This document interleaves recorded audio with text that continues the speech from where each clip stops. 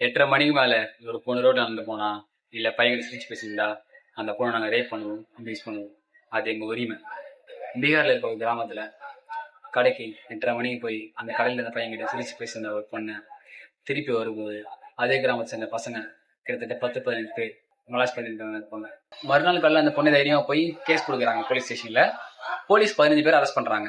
அந்த 15 பேருமே நாங்க பண்ணது தப்பில்ன்ற ஐடியாலஜி தான் இருக்காங்க தவிர நாங்க பண்ணது தப்புன்ற ஒருத்தனுமே தோணல. அவனுக்கு சொல்ற முக்கியமான பாயிண்ட், அவன் ஹஸ்பண்ட் வெளியூர்ல வேலை பார்க்கறான். 8:30 மணிக்கு அந்த பொண்ணு ஏன் அந்த பையன் கிட்ட சிரிச்சு பேசிட்டு இருந்தது? என்ன வேலை? அவங்ககிட்டயே சிரிச்சு பேச என்ன வேலை? சோ ஒரு பொண்ணு நைட் டைம்ல பையன் கூட இருந்தாலே அவ அப்படிப்பட்டவன்னு சொல்லிட்டு நினைக்கிறேன். நீங்க மனுஷ ஜென்மமா? அண்ட் இந்த இன்சிடென்ட் நடக்கும்போது சுத்தி அக்கம் பக்கத்துல அவ்வளவு பேர் இருந்தும் ஒருத்தனும் ஒரு மயிறு புடுங்கல, எவனும் போய் தடுக்கவும் இல்லை. என்ன மாதிரி ஒரு நாட்டுல நம்ம வாழ்ந்துகிட்டு இருக்கோம் சார்? தெரிஞ்சுங்கடா.